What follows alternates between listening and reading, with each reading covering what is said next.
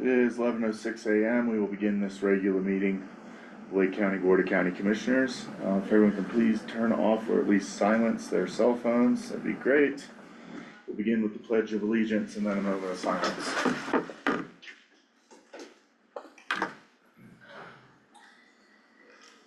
Pledge allegiance to the flag of the United States of America and to the republic for which it stands, one nation, under God, indivisible, with liberty and justice for all.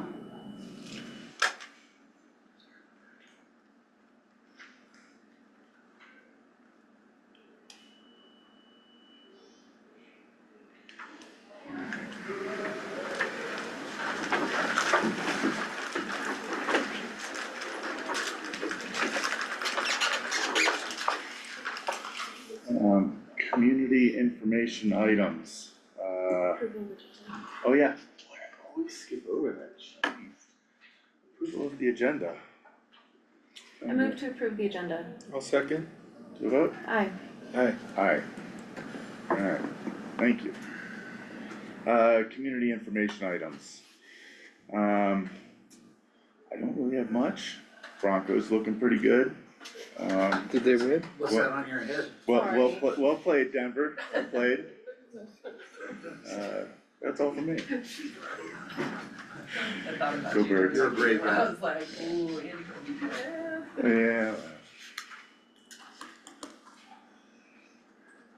Yeah. Anything else?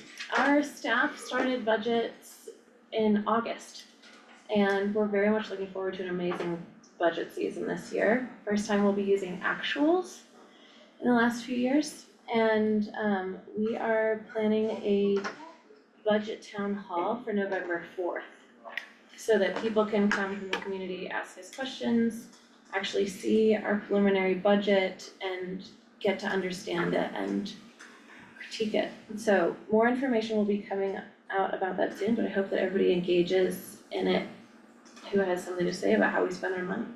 I have nothing today, thank you. Okay. Meeting recordings are available. A reminder that all regular meetings and work sessions are recorded and available on the Lake County Government YouTube channel with transcribed and indexed videos. The recordings can be watched at a time that's best for you. Subscribe to stay informed on county decisions. Public comment. Public comment is available for residents wishing to speak on an agenda item or another issue not on the agenda. To make public comment, residents may request to speak by raising your hand in person, using the raise hand feature on Zoom, or sending a message in the chat. The chair will call on public in order. Comment is limited to 3 minutes, not including board questions. Action, if required, will be assigned to county staff. The chair may also ask that public comment on specific agenda items be held for later in the meeting. In certain instances, public comment will not be accepted, such as on public hearing items. This will be noted on the agenda. Anyone in the room, public comment? Go ahead, Jane. Jane Harrelson, 172 Rafferty Drive. $395,300.87 has been spent on county audits, plans, analysis, and studies since 2020. Now, a year ago at Latinx Ladeiros Leadville, the three of you were there, and if I remember right, Commissioner Lee, you said, you know, with all the money that's been spent on these plans, they come out with pretty pictures, cool pictures of aquatic centers, and they all say, yeah, the community wants a pool. You could have told us that for $10. That's what I remember you saying. So, Lake County Aquatic Center was the most visited facility, recreation facility in the county, as by the 2020 Lake County Recreation Department audit.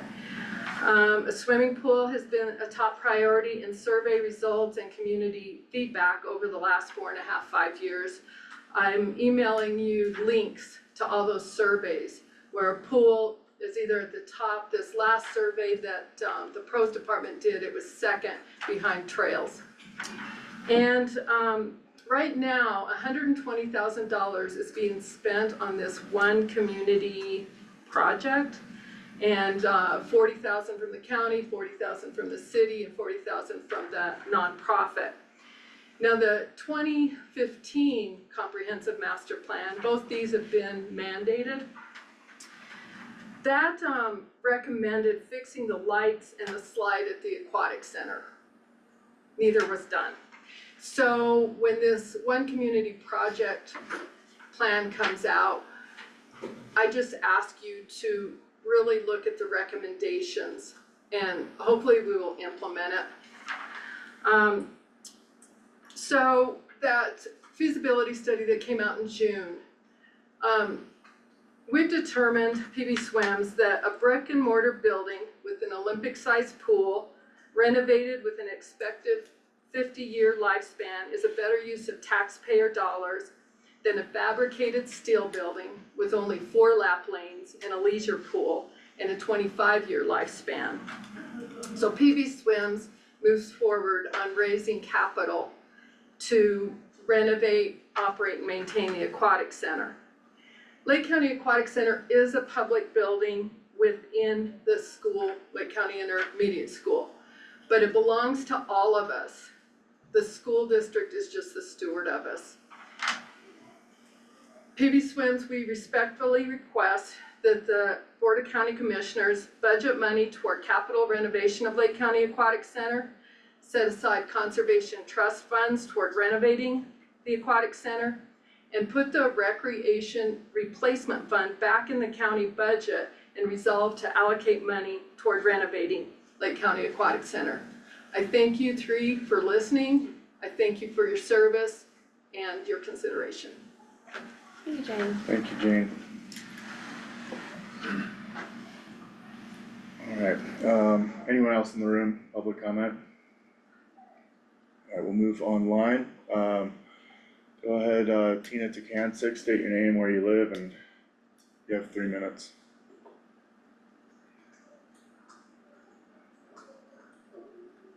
Tina Takancic, 618 West State Street, Leadville. I just have a few questions. A couple of times I've written to you guys prior asking for a meeting to go over the finances and got no response. Then on August 27th, I sent another email asking about the information that was supplied at the work session for July 8th and how the grant of $1.3 million was written off, the tourism board and the lodging tax, and nobody seems to have records of any of this. So I asked for some information, clarification, I guess, as far as the $1.3 million of grant funding that wasn't able to be located. And if there's no paper trail, who has the authority to say if it's able to be written off?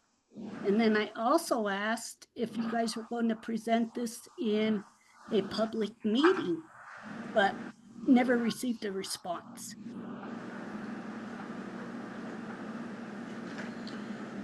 Okay, thanks, Tina. I'll respond to that briefly. We have a public meeting for November 4th set up that concerns all things budget. I am fairly certain staff has responded to some requests we've gotten about budget from Ms. Takancic. This isn't about the budget. She's focused on the 2023 audit, which was accepted by the Office of the State Auditor. So we didn't write off $1.3 million of grants. That's just a misunderstanding. We can't carry receivables forward on the books for multiple years that don't have paperwork to back them up.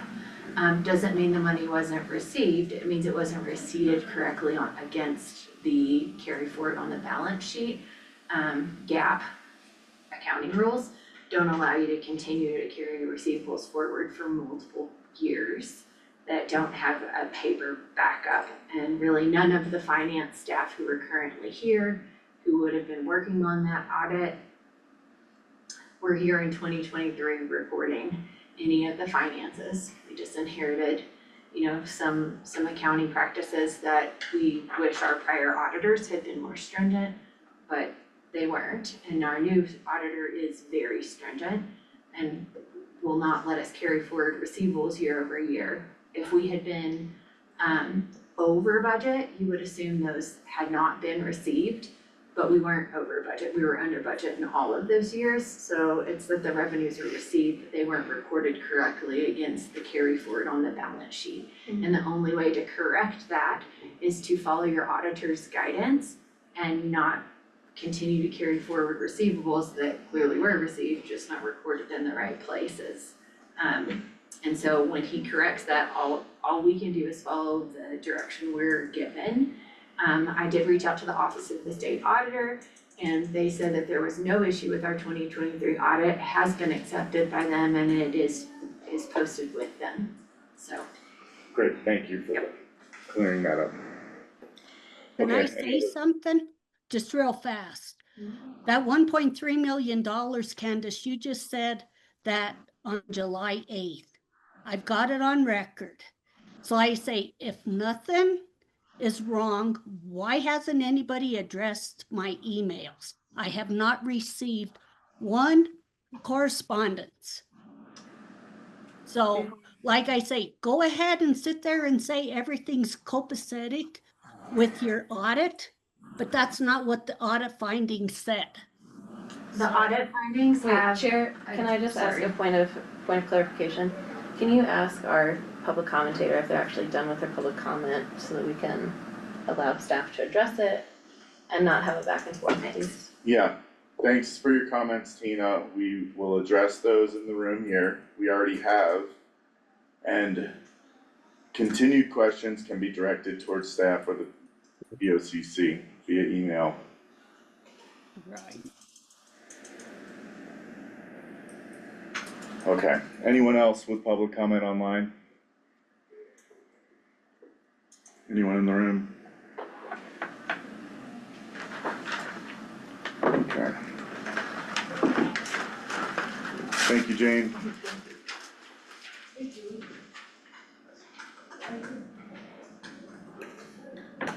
Okay. Alright, moving on, agenda item number 1, discussion and consideration of an intergovernmental agreement between the city of Leadville and the Board of County Commissioners of Lake County, Colorado to provide for adequate fire protection for the incorporated and unincorporated areas of Lake County. Led by Dan Daly, Fire Chief.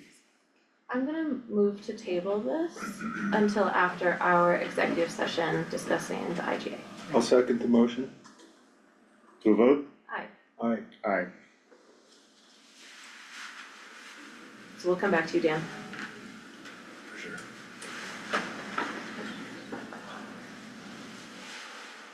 Okay, agenda item number 2, overview and updates on the housing at 10.2 project, led by Jackie Wheelahan, Housing Program Manager.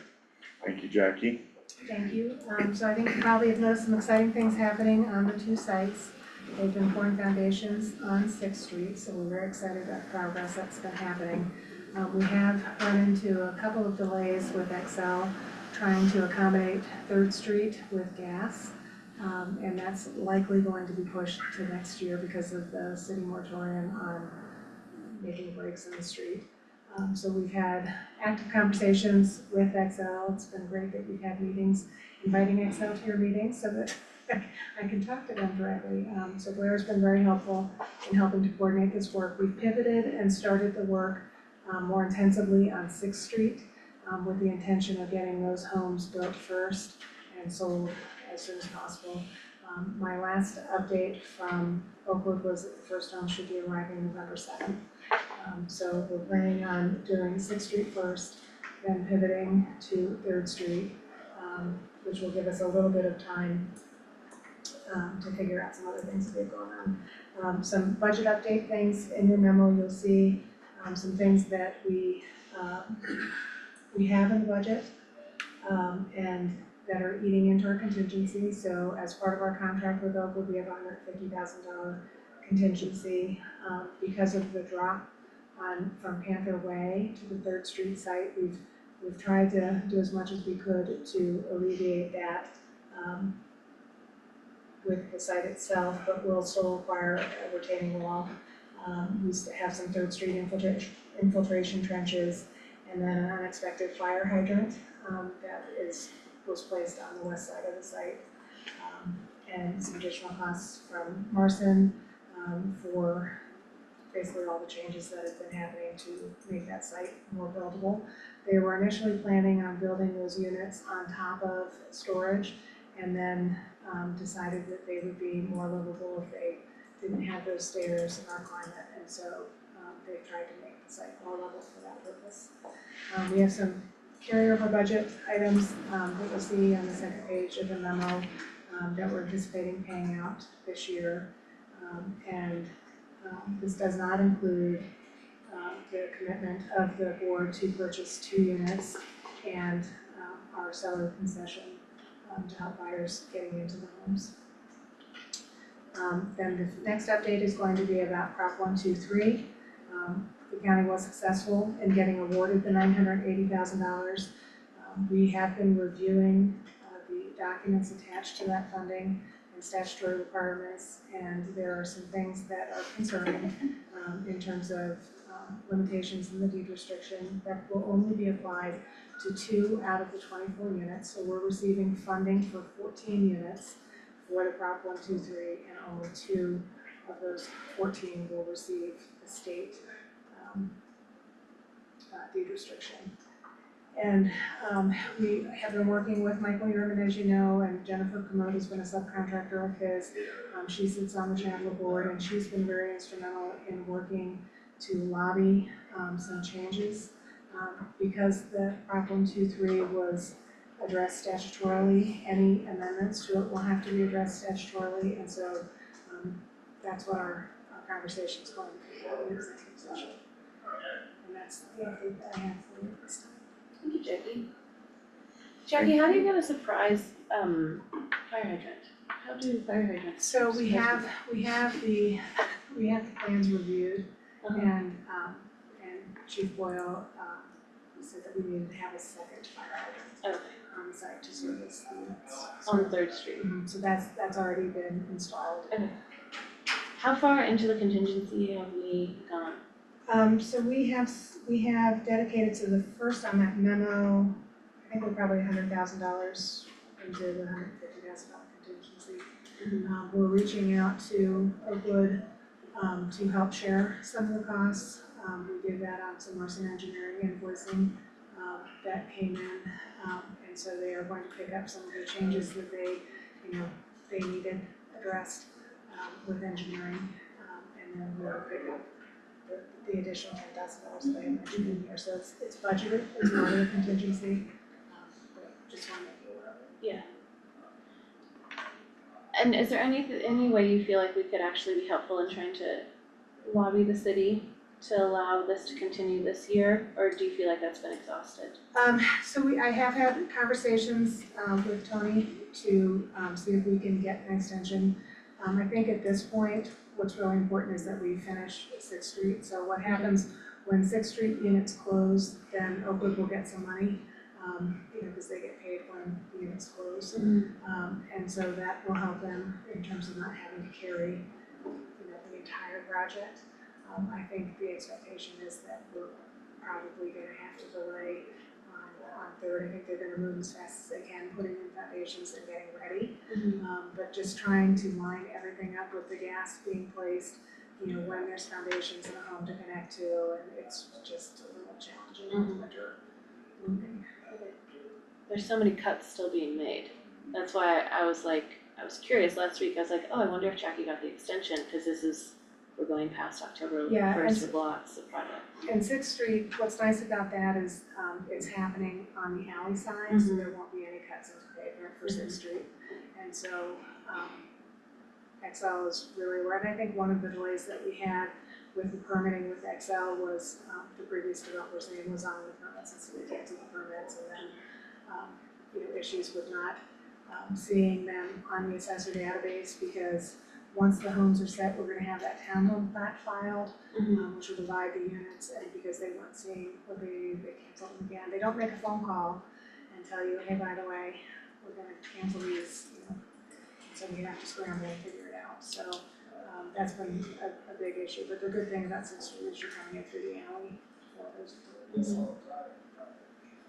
So the gas line delay is on Third Street. And it's in the front of the property, and so, yeah, they're just trying to navigate the best path forward, in terms of getting that gas line to service those units. So the best path forward now is a delay until spring, even though foundations will be put in, the boxes will be set, and then everything will be done except for the heat. Well, so keep in mind that the units are gonna be arriving every week, so once they start arriving November 7th, well, I think we're getting, I'm not sure, 2 or 4 units that week, and then every week we're gonna be getting units, weather dependent, right? So it's gonna take some time to get everything set, and they don't wanna force, rerunning lines without everything being set. So what we're just trying to scramble and figure out what the best path is for that, so that they can close as soon as they possibly can, so that Oprah's not carrying all the debt.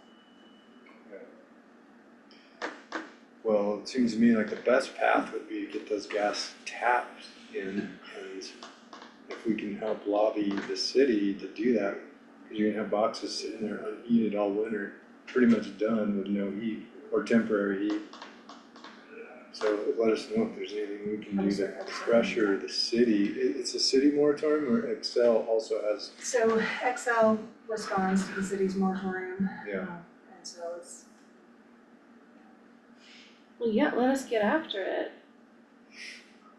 And I think in the future, if Excel is just like canceling permits with no phone calls, I understand that like we're new, but from now on, if you tell me that that's happening, I will go directly to Blair and we will call Excel in here. and Blair's been great to work with. That's great. She had us meeting with a design person to try and, figure out the intricacies of the project and how it's to proceed, so. I'm just saying like that is a big delay. And the lack of communication from Excel is something I feel like we could work on with you. Yeah, no, I appreciate that.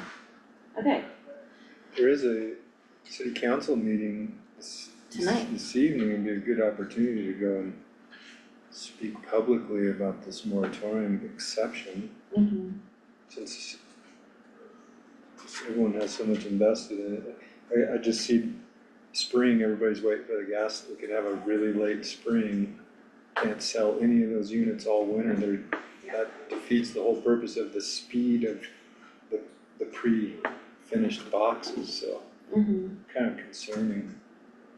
Do you know how long it would take, like how long of a moratorium we would be asking for? I realize that they've shifted to. Yeah, no, I need to check back with Excel to find out. And The sooner we can get that information and actually try to get traction, that'd be great, Jackie. I think they could probably run those gas, stub them in up to the area where be pre-concrete as a way to solve the problem. Seems like one of the biggest problems. I thought the issue was that they had to have the foundations, they had to have something to connect to. And because we're staggering the delivery, that was an issue. They didn't wanna just Stub it up. out and then create a Liability thing. problem later. Yeah, generally we wait until the foundation's in and they have something to attach there, but there's creative ways around that, I would think. I don't know. I could be wrong, Jackie. I've been wrong before. Once or twice. If they're getting rid of the storage underneath, then doesn't that cut down the cost of the buildings? So they're still supplying storage on the sides, they're still gonna be like a tough shed situation. Yeah. But a tough shed is way cheaper than. Well, that was one of the reasons why they pivoted, so they inherited, what we had with Adam Burger. Adam Burger had the initial designs of having the storage underneath, and they found that it was too expensive to build them that way. to create that barrier between the home and the storage was cost prohibitive. Okay, And so they're pivoting to keep costs down. that's been off the table for a while. That's not like something that was that was agreed to by the people who won the lottery. And then now that's being taken away. Yeah, Okay. it's a reality of everything costs too much. Yeah, totally. Totally, I was just clarifying when that decision was made. It was pre-lottery. We went into the first lottery without a developer. Yeah, We hope that this is what we're building, we don't know that this is what we're building. yeah. So maybe, going forward based on. Totally. Okay, thank you, Jackie. Thanks, Jackie. Alright, thank you, Jackie. Agenda item number 3, discussion and consideration to appoint the following positions within Lake County as voting members to the Central Mountain Regional EMS and Trauma Advisory Council, CMRETAC. There's that. CMRETAC, yeah. We say CMRETAC. CMRETAC? There's several RETACs throughout the state, so we're CMRETAC. Okay. Good, alright. Led by Sarah Weathered, Executive Director, and Jeremiah Grantham, Yes, sir. Director, St. Vincent Health Ambulance Service. Go ahead, guys, thank you. Thanks, everybody. I'm Jeremiah Grantham, I'm the ambulance director with St. Vincent Health. I also am a board member on CMRETAC. I've been the only board member since about 2019 when I came on as ambulance director. Sarah and I are also on the call. I should introduce her. It's Sarah Weathered. She's our executive director. She does a phenomenal job with that. So she's. Good morning, commissioners. Morning. In conversation with Sarah, we realized that there has not been a BOCC appointment to CMRETAC for me or anybody, and as long as we can remember. There's no record of that anywhere that we can find, so we figured we'd catch that up. And we're asking for position appointments, so if those positions change, that we don't have to come back and ask for different people. We just have those appointments, those positions as appointments to the board. Okay. We've already been doing this, we just haven't made it official. Correct, yes. Okay. Yeah, so just Got it. ask Not for- that I could find in my digging, but that could be. Well, good to You know, know, let's make it official. And if anybody has any questions or anything, feel free to ask, please.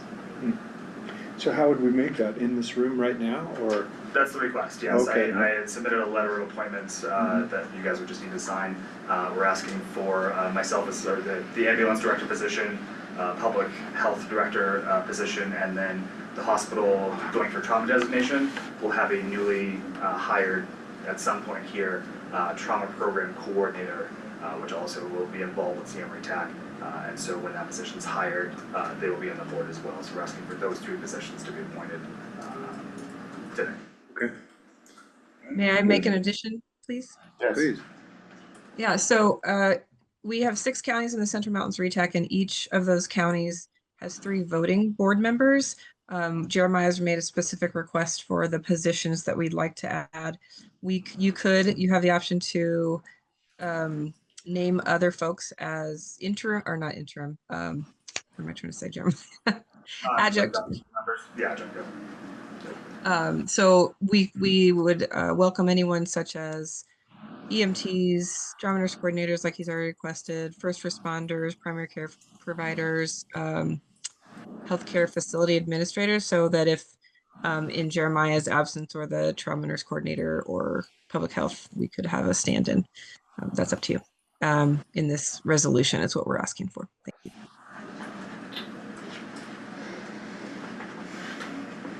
Okay, I'm a little unclear on the procedural aspect of this. You're good at this stuff, better than me. Well, it's not a resolution, Right, we could but just, I will move to appoint the following positions within Lake County as voting members to the CMRETAC board. Number 1, St. Vincent Health Ambulance Director. Number 2, Lake County Public Health Director. And number 3, St. Vincent Health Trauma Program Coordinator. I'll second the motion. Okay, does that sound correct to you guys? And then you can just, we'll get the paperwork and sign it? Yep, yeah, there was a, letter for you guys to sign. We got the letter. Got it. Okay, to a vote? Aye. Aye. Alright, Thank you all very much. Thank you, guys. Thank you all. you guys, Thank you. Thank you, Sarah. Thank you, thank Sarah. you, Sarah. Alright, moving on, consent agenda, can we get a motion on that, unless there's any questions about anything on the consent agenda. I will make a motion to approve the consent agenda. Second, To a vote? aye. Aye. Aye. Alright. Okay, at this time, the Board of County Commissioners will move into executive session pursuant to CRS 24-6-402, section 4B and C. The Board of County Commissioners will convene an executive session to receive legal advice from the county attorney regarding the application of Proposition 123 deed restrictions to 2 units in the Housing at 10.2 project, and to discuss confidential income qualification information of potential buyers. Disclosure of such personal financial information in an open meeting would constitute an unwarranted invasion of personal privacy and is prohibited under CRS 24-72-204, section 3A4. And 2, executive session pursuant to CRS 24-6-402, section 4B, for the purpose of receiving legal advice from the county attorney, and CRS 24-6-402, section 4E, for the purpose of determining positions relative to matters that may be subject to negotiation, developing strategy for negotiations, and instructing negotiators concerning a proposed intergovernmental agreement with the city of Leadville regarding fire protection services. Present at this executive session will be Commissioners Matt Bullock, Commissioner Elsa Tharp, myself, Commissioner Andrew Lee, Housing Program Manager Jackie Wheelahan, County Attorney Matt Hobbs, Just remember about the same during executive session. Just remember about the same during executive. Oh, yeah, County Manager Candace Bryans, Fire Chief Dan Daly, no, Fire okay, Chief Dan Daly will not be. okay, Sorry, Dan, you'll come back after executive session. Okay. Chris is also And Chris. on Zoom. okay, Special County Attorney Chris Floyd is Ann and Planning and Land Use Director Ann Schneider, sorry, I'm forgetting titles now. I think I covered everyone who will be present, You did right? good. Okay, Okay, I'm gonna stop. Okay, I guess I'll start. I don't, it probably makes sense to break these out and sort of mark them in time in the executive session, and then we can excuse, Jackie and Aaron, we're done with the housing and sort of move into the first one, so. okay. I will just note that the time is 11:43, and this executive session is to receive legal advice from the county attorney, and the session certify that the recording can be stopped for the purpose of receiving legal advice.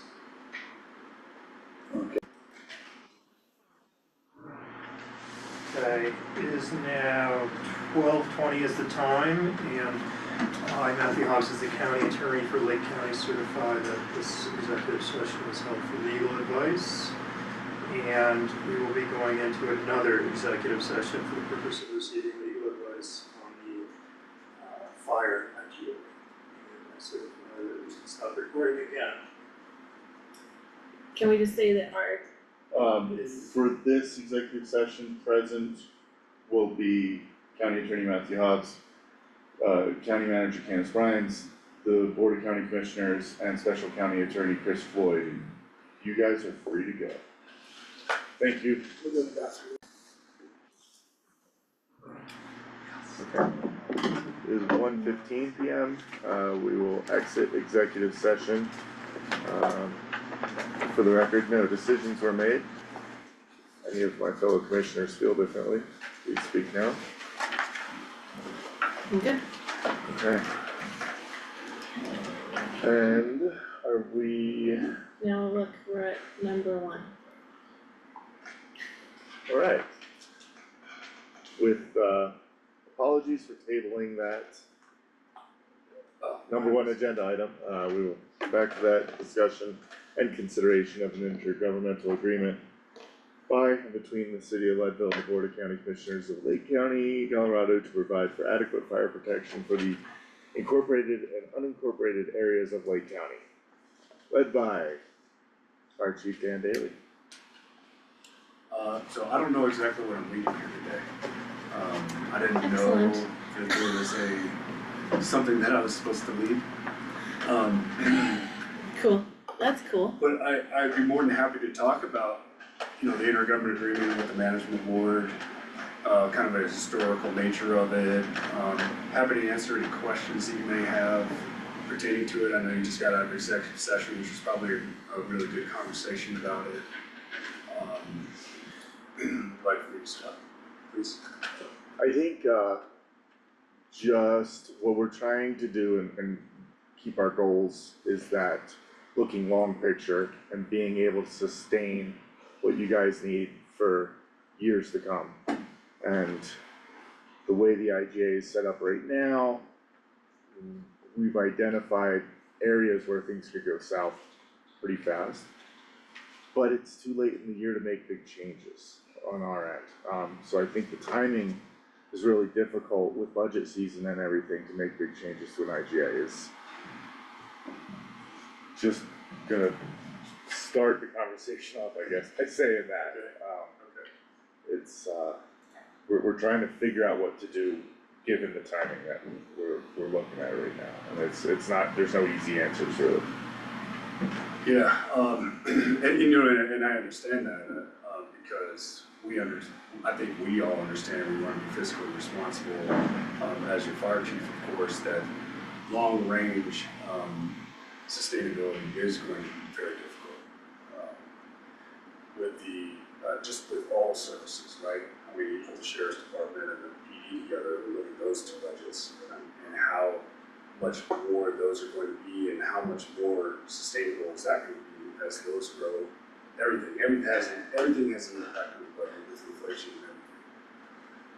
With the 70%, historically, what I've been told and what I've learned over the years is that the 70% is because of the taxation specifically, on how the taxpayers pay that funding to both the city and the county governments.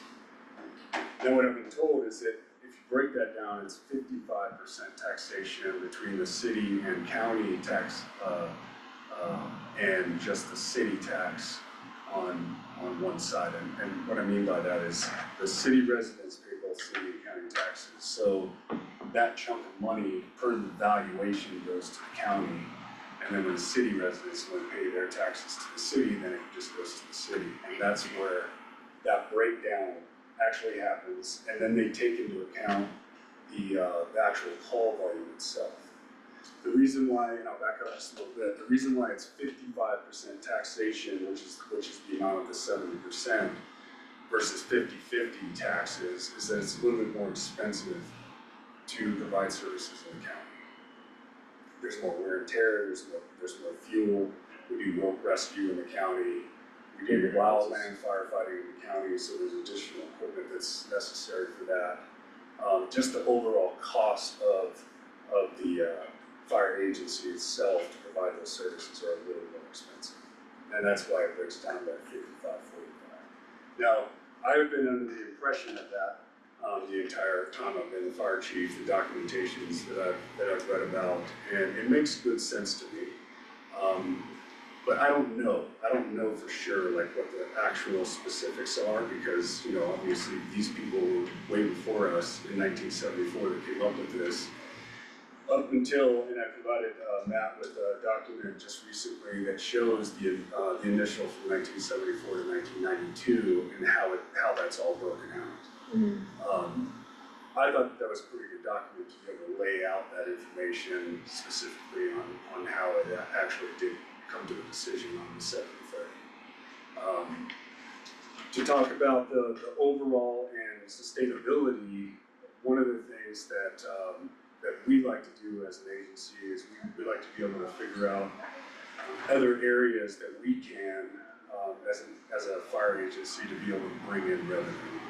And we want to continue to do that, and I do have future plans in order to be able to continue to grow our wildland program, because currently right now, it's, the baby was born and started crawling, and now it's starting to walk, but at some point, we want to be able to run.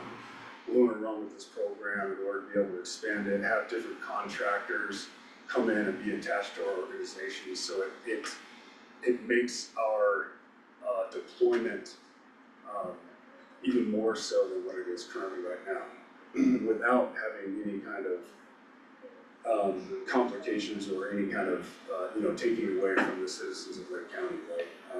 Because this is our #1 priority, and that's just supplemental to a division within our agency. That does bring in the revenue. Now, I always say it's great to have the revenue. We have paid for through that large pieces of equipment. $212,000 for a tender, $125,000 for Type 1 towards it. All of our Type 6 engines have paid for, the last 2 command vehicles. All of those items have not been paid for out of the general funds by the city and the county. By being able to expand that wildland program even more, we have that greater revenue coming in. Hopefully, we won't have to be in the general funds so that we can support the other services. That's what our goal is. Now, like I said, the revenue's great, but we do it for the experience. We love to be able to go out on those deployments and be able to get the experience that's necessary out there to be able to provide better services here at home. And that's where we learn it, is out there, because we don't have wildland fires all the time. We did have a couple this year that were a little bigger, but knock on some wood that they just were elsewhere. The other thing with sustainability, I think that salary ranges, we've gotten our personnel to a higher level of what's pretty comparable to other fire departments across the nation or within the state of Colorado. We're not going to ever be an Eagle or a Summit or the Front Range, but there's other incentives that we can give also to be able to have that retention factor within the department that I feel is necessary. We keep them with a pretty good salary, and then we take care of them in a lot of other ways. So I don't see that, and I did talk to Candace about this, and I've been talking to the city about this, it's not we need to try to get away from the percentage increases, right, the COLA and the merit-based type kind of situation, and come up with what makes sense moving forward, so that it's not these great big responsibilities that we have to take on every year or continuously, because we all know the salary and benefits are the highest in the budget. So I did cut $255,000 last year to be able to try to keep the 3 personnel that were on the SAFER grant, staffing adequate fire emergency response, for 3 years. Their salaries and benefits were paid for 3 years. I got $250-something thousand, and I'll let you know during the presentation that I give, in order to be able to put the $255,000 for those 3 personnel for this year, 2025, moving forward. So I try to cut and have that as an offset within the budget. Operationally, as we all know, I think that just the price of equipment and everything continues to go up. We're trying to be creative with that as well. We're working with the college to try to get some equipment that they have, utilizing through the training center, and I'll have that during my presentation as well on what we've been able to utilize during that partnership to have greater response capabilities. And I'll give you a quick for example. Our last command vehicle went to Captain Drew, who runs the fire science program. He has response capabilities right now in district in that rig from all CMC equipment. that's auto extrication equipment, that's chainsaws, that's et cetera, being able to put in his rig for a first responder, coming from the southern end of the county. And prime example of that is he went from his house in that rig to Station 2 to grab some equipment for the 24 South fire. So we're just trying to be creative on how we, keep those costs down, but still try to improve the services that are warranted and necessary with the kind of growth that we're experiencing in the county. As you all know, I've been here for 20 years, and the call volume then compared to now is just different. From 2013 to 2017, we had a 64% increase on back-to-back calls on top of one another. Emergencies happening, we're on that one, and then emergencies happening, and then another emergency's going on. Well, that in itself was unsustainable with a 3-person engine company. Now we can kind of split the crews, having 4 personnel and then supplementing our staffing with the residency program. And as you know, the residency program is vital to our staffing. And that partnership with the college, having those relationships, we get them up to a certain level of response. We go from a yellow helmet to a black helmet. As soon as they go to a black helmet, now we can utilize them in services. Interior structure firefighting, the all hazard aspect. We can rely on them out on the highways so they're not going to get killed out there, et cetera. So they have to go through a certain amount of training, though, first year objectives, state certifications, et cetera, to get to a certain level. Now they get to that certain level, and then sometimes our career members will go somewhere else, and then that's when we plug them right into our system and we get to work. I know that I digressed a little bit and got off topic, but I think that's kind of important when it pertains to the intergovernmental agreement for the information that, the fire department does provide the county as well. We're a city entity, we're a municipality, and I know that Matt had asked this question within the intergovernmental agreement as to why my primary go-to for day-to-day operations is the city versus the county, and we're a municipal department. My HR department's over there, my finance, everything. It wouldn't make sense for me to come over here and get ingrained in the county. You're a city employee. I'm a city employee. Yeah. Yes, bottom line.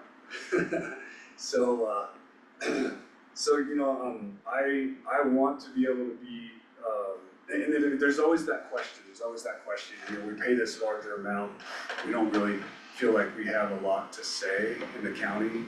The management board was created in the intergovernmental agreement in 2011. It was the first time, I believe, that there was, the management board was established. There was a management board and a planning board. The planning board was for long-range planning. That's how the Station 2 project came on board. And we were to just do the future of the fire department for both the city and the county. And the management board was just the day-to-day, and it is currently right now. The reason why the management board was set up is so that everybody has a voice. County commissioners, city employees, the mayor, and then we have one person at large. And with the intergovernmental agreement, it's going to change. The county manager will be on that board, and the city administrator. What I have felt over the years is I have felt that there's always been a disconnect. There's always been a disconnect from that board where the information gets back to the other county commissioners and also to the city. Because that board conducts business, and if it's not the large ticket items of decisions or recommendations to these boards, a lot of that stuff just gets kind of lost in lack of conversation or communication back too. So I would like to be able to fix that. I talked to Candace a little bit about that. The capacity that I have is another question, but I would love to be able to do that. We have made an agreement for me so that you see my face more, and I'm here also giving you the information that you want. So I will try better in that, so it pertains to the intergovernmental agreement, and I would like to give you report outs and give you information. Thank you. Yeah. So appreciate that. Chief, I have a question. The planning board, does that still exist, or once the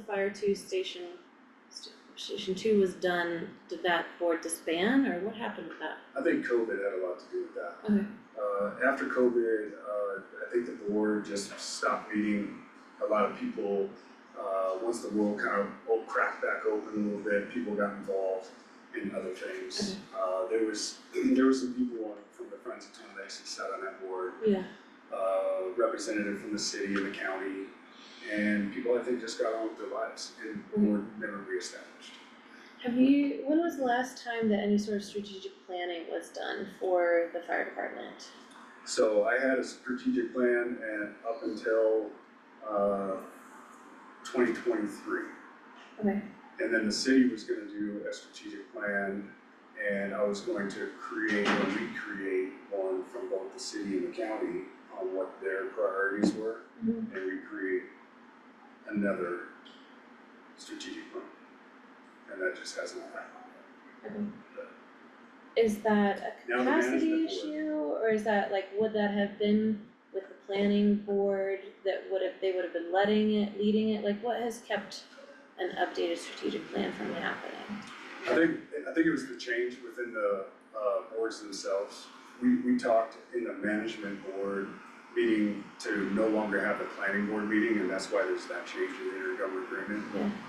To get rid of the planning board and have the management board. Yeah. Now the management board will have the responsibility to talk about those long range goals. Okay, great.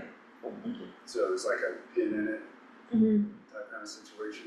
Kind of shifted to the management board now, and now they can take up the mantle of actually creating strategic planning Correct. with you. But Okay, we great. have not taken any action on that because of other items. Sure, that makes sense. Okay, thanks.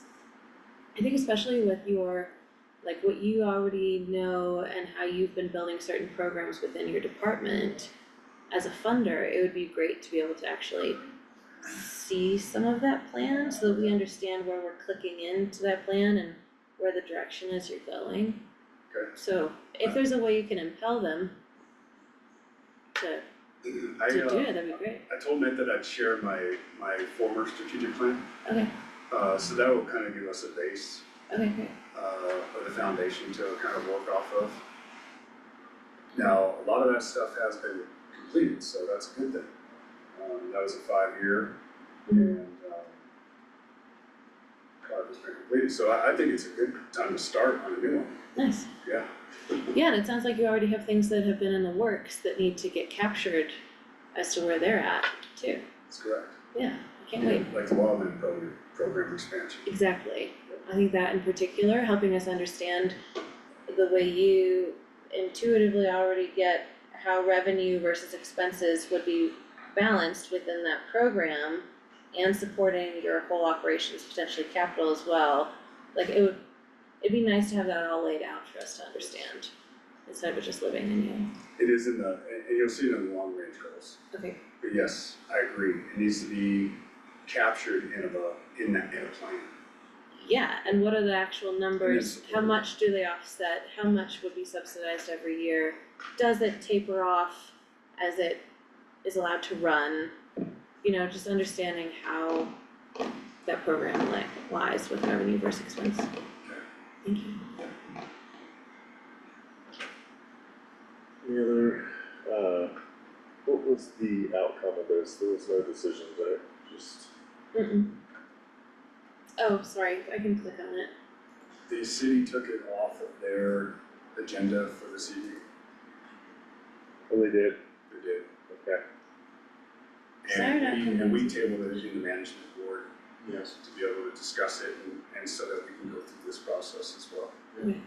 Okay, so are we looking at, tabling this decision on an IGA until? I think you already tabled that, I don't know if you Yeah. need a motion. Okay. Thank you, Dan. Yeah, is there any other questions that I can answer? Not at the moment, no, I think, coming up when we start trying to enhance the communication and gather more data and look at things, I think that's when it's gonna be time for like, oh, what's the difference between this type of call or that type of call, or, you know, things of that nature, but for now, I think we're all on this, roughly on the same page. Sounds like you wanna really like up your game in terms of coming to us quarterly, like it says in the IGA, right? How do you see that looking? Well, I do a monthly for the city, Right, and I think that's, it's valuable to some degree. But I think there's probably gonna be a lot more information on a quarterly basis. yeah. So maybe Just we as long could- as I can get a little winded, so if you see me getting, randomly back in.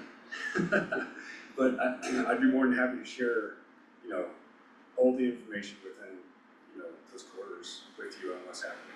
Great, so would you be okay with like at the beginning of the year, us just setting 4 dates for the rest of the year, so it's just on the calendar? And we have our quarterly work sessions with you? Yep, that's Okay, good. cool, Yeah, I like that. awesome, I'm sorry for missing the meeting the other day. that's okay, I I put in a different date, I might have too, I don't know how that went. it's all good, we'll do it again. Okay, thanks Dan, I'm Okay. looking forward to that. Alright. Great, thanks for waiting, sorry for all that pause. Yeah, No problem. go drink water. Yeah, at least you didn't have to spend the time in this room. Yeah, it's horrendous. The heat's back on, Punch a hole in the wall. yeah, See you, Dan. we've talked about Thank it. you. See you, everybody. We want it. Yeah, Okay, alright, well, the time is 1:36 PM, we will conclude this regular meeting of the Lake County Board of County Commissioners. thank you, Chair. Thank you.